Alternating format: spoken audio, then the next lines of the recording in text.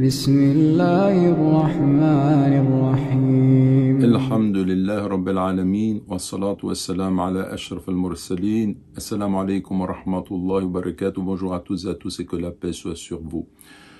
Nous prenons aujourd'hui une sagesse parmi les sagesses de Ibn Ata'illah Sakandari autour de la question de la demande que l'on adresse à Dieu, la prière que l'on adresse à Dieu. Et il nous dit ceci: لا تطالب ربك بتأخر مطلبك ولكن طالب نفسك بتأخر أدبك.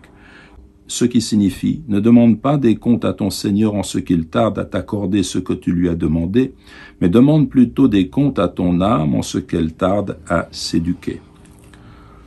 Allah subhanahu wa ta'ala nous dit dans le Coran qu'il répond à nos invocations. وَقَالَ رَبُّكُمُ ادْعُونِي أَسْتَجِبْ لَكُمْ.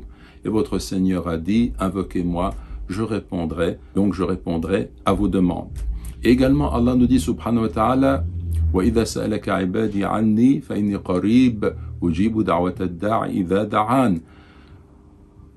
Et lorsque mes serviteurs t'interrogent sur moi, je suis proche. Donc, sous-entendu, dis-leur, je suis proche. Je réponds à l'appel de qui m'appelle quand il m'appelle, qu'ils répondent donc à mon appel. D'ailleurs, ce verset, soit dit en passant, est cité parmi les versets concernant le jeûne du mois de Ramadan. Pendant ce jeûne, et bien pendant ces jours bénis, et surtout au moment de rompre le jeûne, Allah répond à nos invocations, comme vous le savez. Il se peut cependant que quelqu'un lui adresse une invocation, il ne voit pas sa demande exaucée. Dans ce cas-là, il n'a pas à demander des comptes à son Seigneur et avoir une forme d'objection par rapport à ce que Dieu a décrété, mais au contraire, il doit se rendre compte que d'abord, il doit faire preuve d'humilité du fait de ses nombreux péchés. Comment pense-t-il être en droit de voir ses demandes exaucées en regard de ce qu'il est capable de commettre? Ensuite, il ne peut pas hisser sa volonté au niveau de la volonté divine qui le dépasse infiniment. Dieu sait ce qui est un bien pour lui et lui ne le sait pas.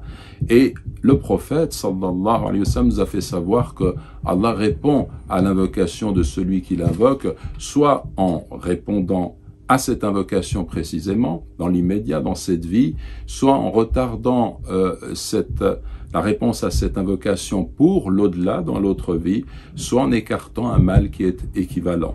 En tout cela, l'adorateur se doit de persister dans sa demande et de demander à Dieu de l'orienter dans toutes les voies du bien avec cette modestie fondamentale qui va le pousser, lui, à faire en sorte de ne pas exiger de son Créateur certaines choses, mais de se soumettre pleinement à sa volonté en sachant qu'il est le tout miséricordieux, qu'il est le tout pardonnant et qu'il répond lorsque l'on se tourne vers lui.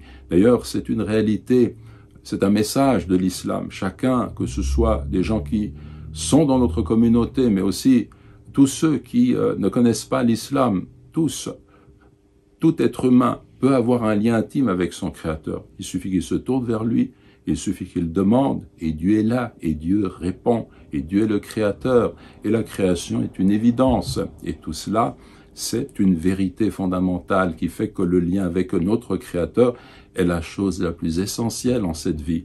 Que Dieu nous guide sur toutes les voies du bien. Wa jazakumullahu khayran. Wassalamu alaikum wa rahmatullahi wa barakatuh. بسم الله الرحمن الرحيم